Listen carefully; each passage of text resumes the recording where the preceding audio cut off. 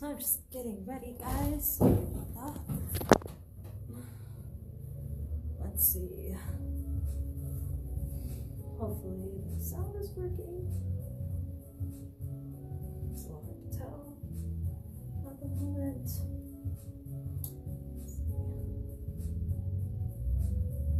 Oh wow, already. Okay, good. So the sound is working. Sorry about that. Just wanted to make sure. So I'm working with another pound of clay today, just to show you guys. I don't know if you can read that in there. Oh, you can. Good. So we're gonna make an alternate way of making little plates at home. A lot of people requested for more of these videos of what to do with 1 pound, which is always nice. So this is about 1 pound of clay. 1 pound, less than an ounce. So we're good to go. So we got our 1 pound of clay. I'll put that away. And always make sure to wrap up your clay whenever you're not using it, especially if you're in Mexico. Again, we live in a high altitude arid desert, so things dry out super fast here. We want to do everything we can not to add extra water to the clay, because the clay has all of the water it possibly needs in it, so we don't really want to add more water. So we have our 1 little pound of clay, and what we're going to do is we're just going to start compressing it and making a stronger clay body. This clay is called Columbine. It is from New Mexico clay, and it's a wonderful product. I love to use it. It does fire to cone 6, so that means it fires to about 32 degrees Fahrenheit. So when we start slapping the clay, we want to use an open and relaxed hand, and just back and forth, and move the clay around as much as possible. Again, we want to think of a sphere or a ball. Hope you can see this. Move over a little bit. So one thing to note with the clay, again, I'm using an open and relaxed hand.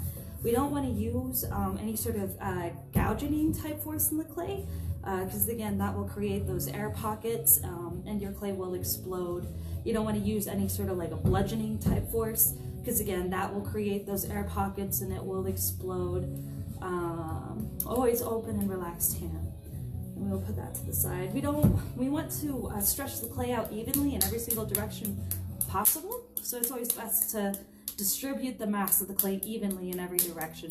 But first we're going to compress it. We're going to introduce to the clay, see how wet it is maybe, how dry, how dense. And open and relaxed hand again, and I'm constantly moving the ball back and forth, or sphere, if you will. You can also roll it on your table if you so wish. That also helps to compress the clay. Again, keep it moving. We don't want to flatten it out just yet, but as long as we keep it moving. You can also slap your clay. It will spin according to your dominant hand. When you work at home, you can work on like your kitchen table, which is nice. You can cover it in a tablecloth or on the backyard. It's so nice out today. But this is just canvas covering the tabletop. You can get it anywhere. So we're going to slap our clay back and forth, compressing the clay, making it a nice, dense, strong clay body. And now we're going to take our clay, and I'm going to hold it up, and I'm going to slam it down. So you're going to notice one side of the clay flattens out, right? The side against the table, and not so much the side exposed to the atmosphere. So when we're distributing the mass of the clay, again, we want to stretch it out evenly in every direction, or / compress. So that not only includes the side that actually received the stress, where the table worked in reverse of the gravity, but also the atmosphere part. So I want to always kind of flip my clay turn it about a quarter turn, and I like to flip it over. It's okay if it's a little bit misshapen. We're not really too worried about that right now.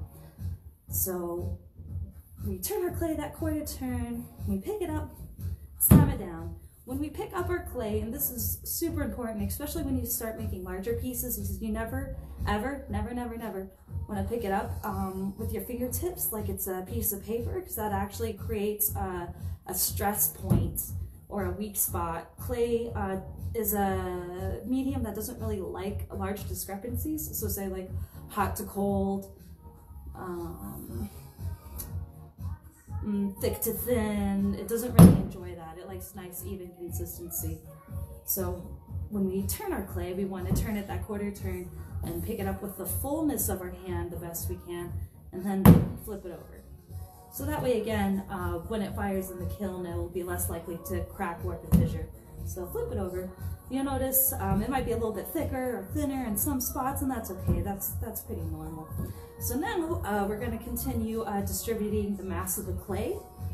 So we're just going to use a nice and open and relaxed palm. And it helps if you can have a rhythm if you want. And again, I'm aiming where it's a little bit thicker, kind of avoiding where it's thinner, because I want the clay to be a nice, even thickness. Because whichever direction you stretch the clay out the most in, that's the direction it's going to shrink in. So you want to make sure you evenly distribute it in every single direction. And again, that includes both the top and the bottom. So again, I'm going to turn it about that quarter turn and pick it up with the fullness of my hand and flip it over. And you can slap that a little bit more. This is really fun for some people. They really enjoy this part. Get really into it. That's a little bit more than what I usually like to take it for. So again, I pick it up with the fullness of my hand, and then we turn it that quarter turn, and we flip it over. And you can stop that. You want to be careful of not going too thin, too fast. Again, clay will remember that, and that will, again, add to those cracks, warps, and fissures. I'm going to use these dowels here, these inch dowels, and I have a series of different sizes. You can pick these up at Home Depot when you're picking up your Essential or True Value. I like True Value as well. You can also use, honestly, any two pieces of some things. I like wood because it's flexible. It's nice and tensile. It can take a lot of beating. You can, of course, seal these to make them last longer, but I haven't. So same idea. We're going to stretch our clay evenly in every direction. So with this, again, it doesn't like these, clay doesn't like these short, choppy motions. It does not like that. Again, it will create that thin to thick spot instead of doing evenly. So we're going to go fingertips past the wrists. Fingertips past the wrists. And then after each roll, I like to, again, flip it and turn it. And again, I'm using the fullness of my hand to help maneuver the clay. And same thing, fingertips past the wrists. And once you notice your clay is no longer moving or stretching or growing, I move to the 3/8. Again, you can pick these up at Home Depot, True Value, fingertips past the wrists. Fingertips past the wrists, nice long motions. It helps if you stand. Get your hips into it. So I flip over our clay again. And we're going to roll fingertips past the wrists. And we move down to the quarters, my quarter inchers. So same thing, fingertips past the wrists. And again, flip and turn. So you're stretching it evenly in every direction. And of course, depending on the piece that you're working on, if it's more oblong, maybe you need it to be more oblong shape. But you'll find how you work, what best works for you. These are just suggestions. These are little tips and techniques I've developed over the years for first timers who never really done clay, and so that you can do it at home too, you know? There's nothing here that you probably don't have at home. You have a rolling pin, you have dowels, probably. I'm going to use these skewers because these are a nice little thickness. I like these for these little plates I'm about to make because I just like them to be a little bit thinner than a 1/4 inch, but I'm sure you can pick up the skewers when you're going to the grocery store. Fingertips past the wrists. And again, we're going to pick up the clay with the fullness of our hands. And then notice how the clay doesn't really leave the table. It's being still supported by the table and my hands, because this is getting a little bit bigger than what my hands alone can support. So the more you baby it, the better for the clay. But in the end, it ends up being one of the strongest materials on earth. They cover space shuttles in these porcelain tiles, because it's the only thing that could take up that much heat entering and exiting the atmosphere. And they reuse them, all that heat and force and resistance. Nothing else can do that like clay can. So we're going to make little plates today, or mimizadas in one of the tea traditions that I like to dabble in, or what Lisa calls is mimizada, where you'll have, for French cooking, where you'll have your little spices and different things, and you can just pull from them. These were made by Divetta. Aren't those beautiful? Little cactus. I don't know if you can see that. Yeah. Super cute. You can use any cookie cutters you have at home, again. And anything that has any sort of like 3D textural quality is a good thing to use in clay. It takes up just about any kind of like impression or texture you like to present it with. This is a napkin ring holder, which is nice. Stamps. These are all things that we've collected over the years at like the thrift stores, which is one of my favorite places to find a lot of this stuff that we use. Where's my cookie cutter? Oh, here we go. Sweet. So I got my cookie cutter. I like to make it wet. You got to be careful when you wet your cookie cutters, because you could be introducing too much water to your clay body, depending again on the environment that you're working in. Again, I work in a high altitude arid desert, so water dries so fast here. But say in Japan, if we just left our clay out like this on the table, it would just end up turning into a pile of mud. Just because, again, the atmosphere is so wet. So I wet my cookie cutter again, kind of dab off that excess, and I'm going to move this to the edge. So the first time we did this, we stamped all over, and you can do that, then cut things out. This is kind of a big piece. But this time instead, I'm going to try out my little wooded stamp here that I just love. It's a little wet. You have to be careful with clay, again, too, because clay has this illusion of stickiness. And so anything sometimes that's wet or non-porous, like plastic, glass, or metal, clay has a tendency to stick to it when it's in this wet format. So you just have to be careful and note those things, because your piece is may rip. So I'm going to press all over the edge or perimeter of this little stamp, and a little bit there and in the center. And I'm actually just going to leave it there and then pull it. Oops, I wanted to pull out the piece with it. Oh, it don't matter. I don't care anymore. I don't care. And then I'm going to use this little studio stamp, and I'm going to press it, sandwich it in between. I don't need to do it too much, just enough to leave a little bit. Isn't that cute? And then if you notice your stamp sticking like this piece is, it's really important not to rip the stamp off your clay. Again, the wood here, since it is a porous stamp, it does absorb moisture, so it may have the tendency to stick to the clay underneath. So when that happens, you just want to very gently like wiggle it back and forth. Notice again, I'm trying to support the majority of the mass of the clay in my hand, so it's not draping over the edge, because even sometimes with this amount draping over the edge, with gravity pulling down and the finger working in reverse of that, sometimes if it's a larger piece of clay, it'll remember that, and that's more likely where your pieces are going to crack or warp or fissure. But these are so tiny, and I'm working in a round shape, so I don't really need to worry about that. So again, if your stamp is sticking, just very gently, you got to wiggle it back and forth, up and down, circles, counter circles, maybe pull the clay back, and just kind of work it back and forth. Don't force it. And you should get a nice little stamp. And then I still have my nice little stamp on the back side too. I almost have enough. Oh, that's always so sad. That's okay. I'll just make it a little bit thinner. You want to be careful of going too thin when you're working with clay. If it's too thin, depending on the shape, the length, the surface area, the volume to the surface area ratio, again, your pieces are more likely to suffer from cracks, warps, fissures, breakage. So clay typically is a medium that likes to be in domes or round shapes, because the clay is technically a liquid.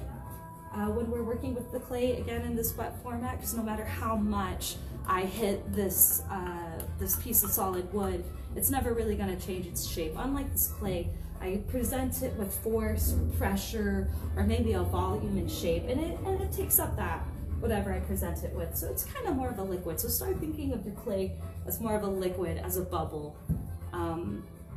Liquids, clay loves to be in round shapes, sphere shapes.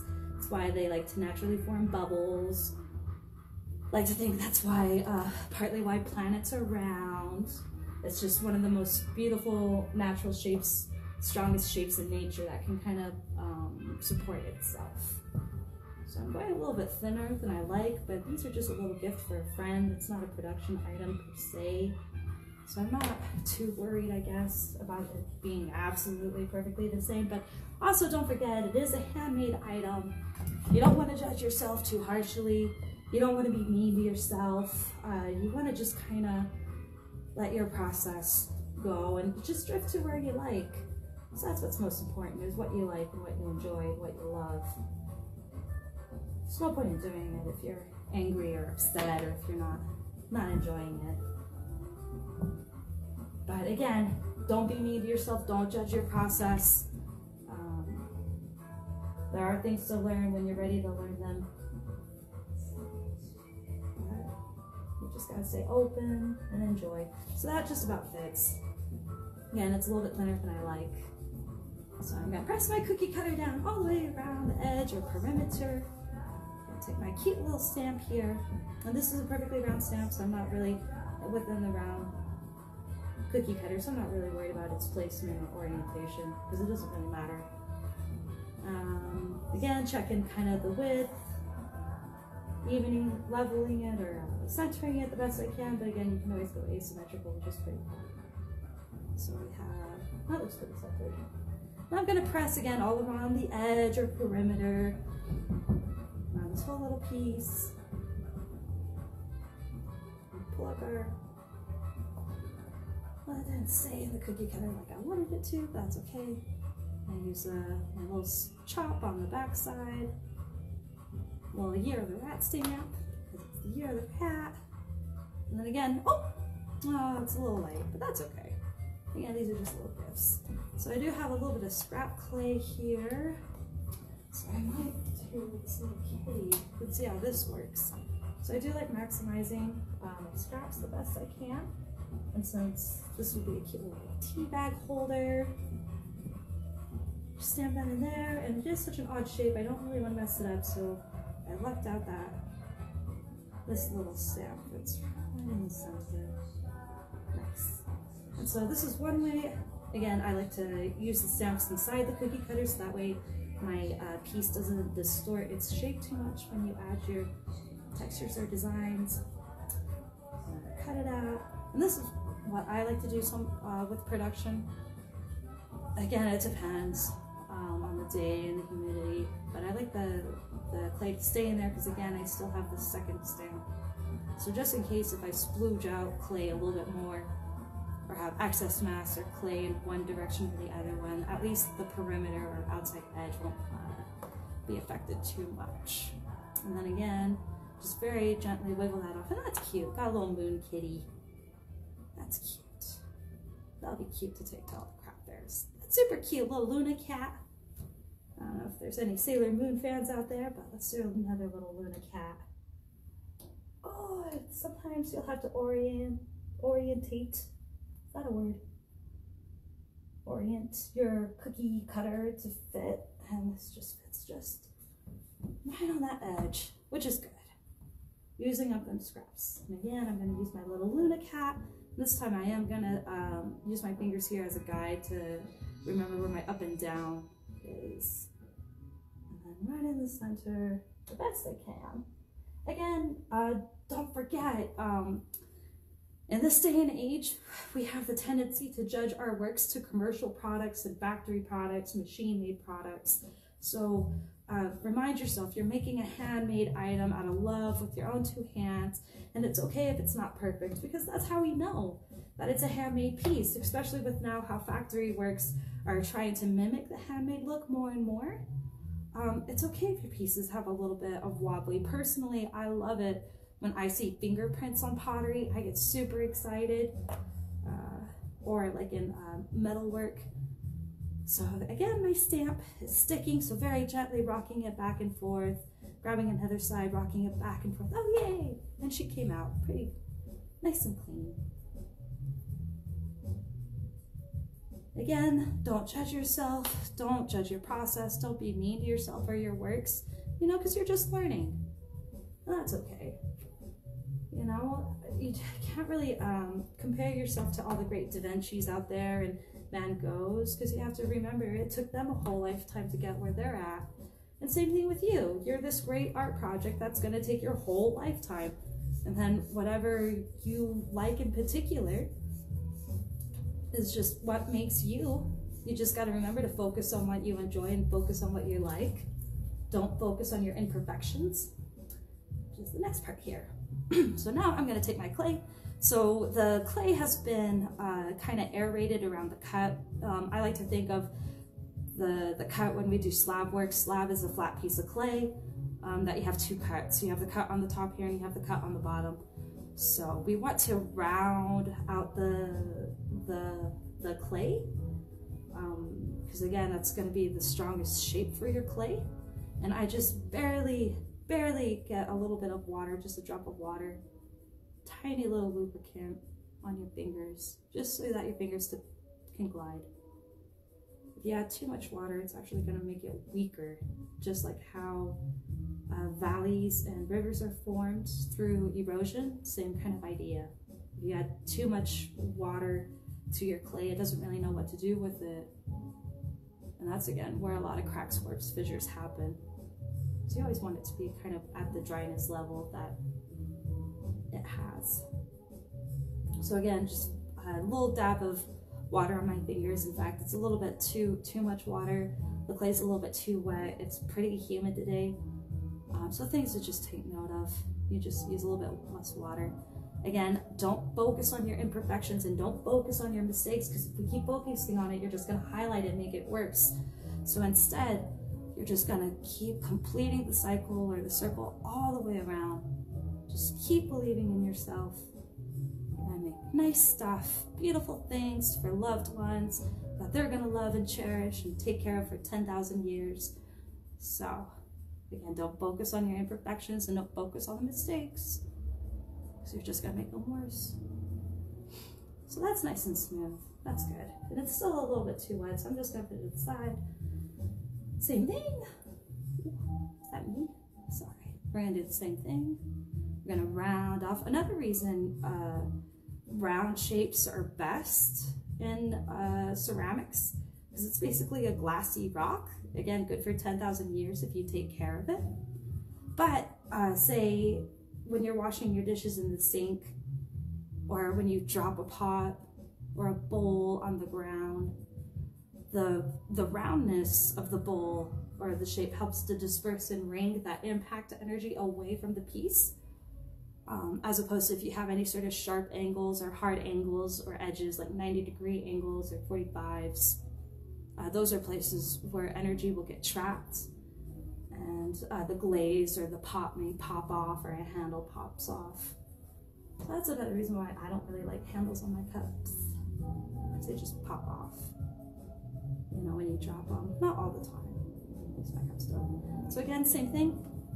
You want to focus on anything that looks like a burr or a crumb, because anything that looks like a burr or a crumb, little crummies, those become super razor sharp in the kiln when the glaze melts. In fact, they use the porcelain blades in eye surgery, because when the glaze melts to like a molecular point in the firing, it's the only thing that can cut at that molecular level. So high-end sushi knives can be porcelain. They'll also use like a volcanic glass for eye surgery, porcelain blades, high fire porcelain blades. And last little edge, just smoothing it out. Again, don't focus too much on the imperfections or mistakes, but just keep believing, keep going all the way around. And that looks good. Now I'm going to do the same thing to the other side. Now I have a little bit more mass or more crumbs to deal with, so it may just be a little bit more aggressive in those areas, but I don't want to go too hard too fast, because I did all this hard work. You know, I'm pretty lazy, so I don't really want to backtrack too much. I'm gonna have to fix things. Clay is one of those mediums, the less you do the better. I find a lot of times people will tend to fixate on things or fidget or mess with it too much, and that's where like a lot of problems come in. Again, with clay, it's best to do it over and over and over again, and you will get better. And so by keep doing it over and over again, you'll find what you like, you know, your personal aesthetics, or what you like in a piece, or what's functional in a piece for you. And then you'll take that knowledge of what you want to be better or different into the next one, if you're ready for that. You know, so it's just best not to judge. And in the beginning, I love making gifts. I just love the fact it's like baking for me. I can just make cookies all day long. So I have these wonderful, what is this? Some kind of coral bowl. I got it again from the thrift store. I love the thrift stores. Great stuff. This is just strips of newspaper. This is kind of nice because sometimes the full sheet of paper will leave too many crinklies on the back, but again, that's okay too. It doesn't really matter. You know, you just enjoy it. So now what's nice about this is that I can use the paper to help move the piece around, make sure that it's centered, and then very gently, just very gently, we're going to use this as a simple slump mold. Just very gently on the inside. You want to be careful of going too hard again, too fast, because you may end up stretching the clay when we press in the corners. So you kind of want to think of moving the thickness, that you want it to be an even thickness throughout the whole piece. And I think this is really nice. Again, with clay, especially at this temperature, the clay in the kiln has the tendency to slump, especially the more horizontal your walls come out, the more it slumps. So when you find however much verticality you like in your piece, you just give it a little bit more verticality so that way you can compensate for that slumping that happens. But this is really nice. I think this is cute. I like that. I'm gonna grab my next form. Again, I love the thrift store. You can find amazing things there. Find this nice little series of bowls. And I just love upcycling and reducing waste. So again, picking up the clay with the fullness of the hand, trying to avoid picking up your clay by the fingertips. Except for some masters are able to do it easily without deforming the clay. There we go. Hit it pretty much in the mark, but again, you can move it around as you need. And then very gently, we're going to press in that shoulder. Again, I'm not going too hard, too fast, because that will stretch out the clay, as opposed to the just gently slumping into the form. So I don't have a thin shoulder to a thick lip, and in between that thick middle, because that will crack. That if it's too thin here, and if it's too much of a difference in thickness from, say, the lip of your piece to the bottom of your piece, again, that's where those cracks or fissures happen. And again, I like to press around the whole perimeter. Whatever I do to one side, I like to do as much to everything as possible. So again, when it shrinks in the kiln, that 10 to 15%, which is what this clay body is known for, it's hopefully going to shrink more evenly and consistently. So next, we're going to do these little Luna cats because they are just so cute. I'm just going to grab a little piece of newspaper. You could use your little cookie cutter. Sometimes I like to make forms for unique cookie cutter shapes like this that are hard to find. Little pookies. I like to use the word pookie, which I believe is the Navajo term for the hump mold, slump mold, simple former. And we use those a lot in our hand building, and they're great to make pieces quickly. So I have my paper, I have my cookie cutter in between. Again, this is nice so you can kind of feel underneath. I'm feeling the clay and the cookie cutter, making sure it's all lined up. You can look as well if you so wish. Strips of paper probably would have been a little bit better, but it don't matter. And then very gently, we're just gonna kind of gently suggest the form. Articulating the form is what we're doing right now. We've distributed the mass of the clay. In this case, we made slabs. A slab is a flat piece of clay. And now I'm making my little form, and that's good. These are just going to be cute little things to sell at the craft fairs, I so hope. So whenever you're not working with clay, this was a big boo-boo on my mistake, especially here, is you're always going to keep it wrapped up for use later, because this is already really dry, so this is already further gone than I feel comfortable with without doing some kind of reconstituting. But even then, but you make little jewelry, little pieces out of those little scraps, or wedge them up. And what we that little one shape. We'll do another one. Another little Luna cat. And just very gently push it in. Oops, push it all the way through. That's okay. So it's nice about the paper. And then of course you can always stack on the side of each other. That way you have a nice little nestled set, little tea bag holders, condiment holders.